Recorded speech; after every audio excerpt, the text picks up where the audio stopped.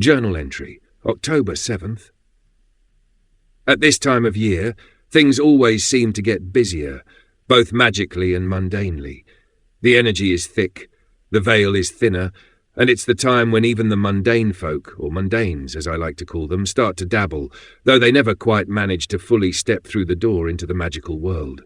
It's fascinating, really, how they get pulled in, becoming unknowing puppets of other energies floating around this time of year. Halloween stirs up superstition and curiosity, and with that, people are more likely to stumble into trouble, whether they're aware of it or not. Now, normally, I don't keep an open-door policy when it comes to people or entities who wish to work with me. Everything's got its process, official channels, if you will.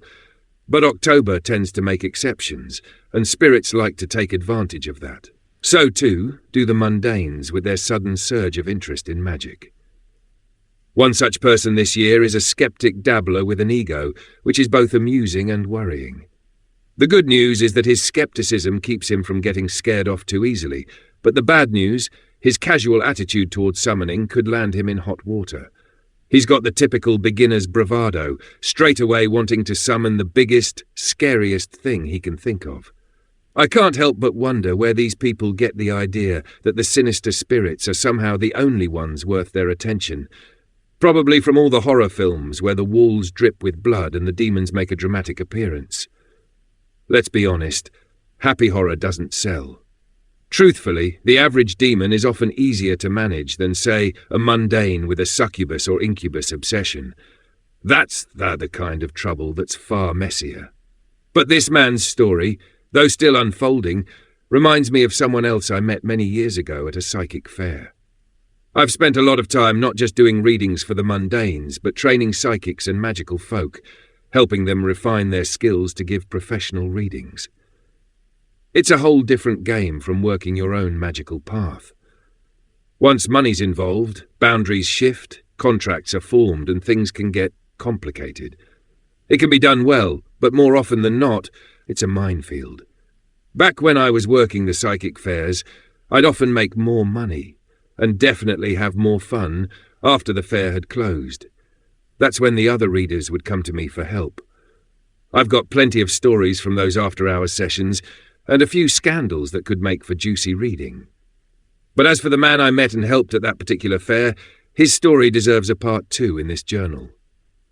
There's quite a bit to unpack, and the lesson he learned still sticks with me today. We'll call him Black Sabbath, given his apparent wardrobe full of rock band t-shirts and merch. He wandered around the psychic fair, weaving through the endless stalls of readers and traders, until his eyes locked onto me and a colleague I was working with at the time. Now, this wasn't uncommon. Even at the smaller fairs, people seemed to know who they're really meant to speak with.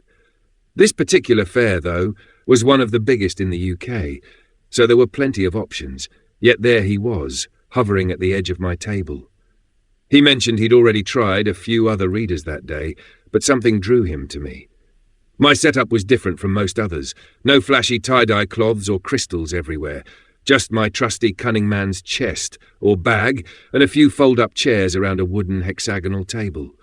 Simple and to the point. I invited Black Sabbath to sit and tell me what was on his mind, already sensing this wasn't going to be the usual mundane chatter about love, health, or money. There was something deeper here. Something magical. He began with, "Well, I've always been curious about witchcraft, and I've sought out people to teach me, but all I've ever found are the New Age religious types." He meant Wiccans, of course.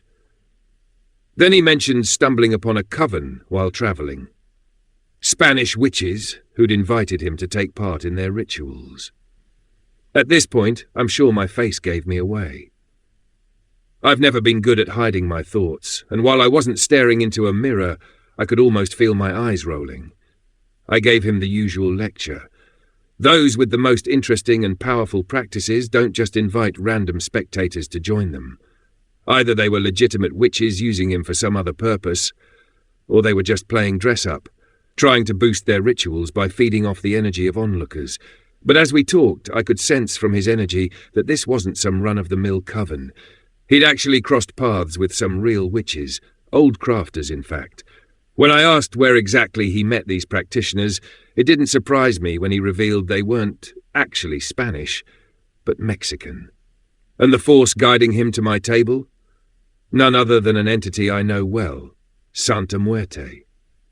Black Sabbath then told me about the physical pain and illnesses he experienced after the ritual. He'd been led to believe it was an initiation, and that he was being helped. But in reality, as I explained to him, it was a negotiation. He had, without realizing it, been offered up payment, an offering, or worse, a sacrifice. The language barrier may have masked this from him, but I didn't hold back.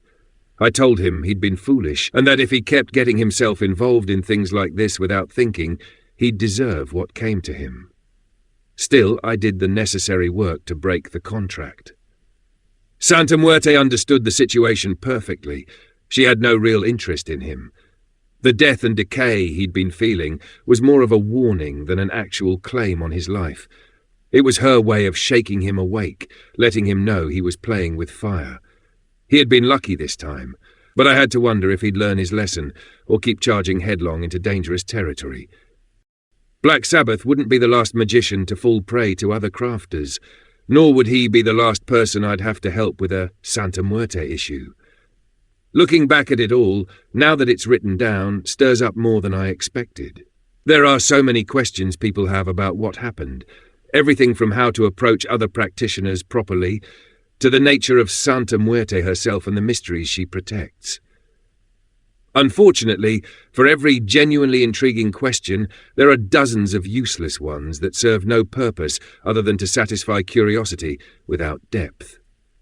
That's why I rarely speak about the work I've done unless it's directly relevant to the person I'm talking to. Whenever I've shared information or stories at local moots or online communities, I've been accused of fear-mongering or dabbling in the dark arts. It's honestly maddening. There are so many New Age idiots in the mainstream witchcraft scene that I can't wrap my head around it. They cling to this idea that magic is all about love and light, that the natural world is full of fairness and benevolence. They couldn't be more wrong. Nature isn't fair, it just is. It follows rules, yes, but those rules aren't written in sunshine and rainbows. Nature, magic, and spirits like Santa Muerte demand respect, understanding, and the ability to navigate the darker, messier sides of existence. And now that I think about it, I'm reminded of countless other stories where the love and lighters had their asses handed to them when they upset the wrong thing. It's almost a rite of passage for some, isn't it? Those who wade into the deep end without understanding the waters they're in.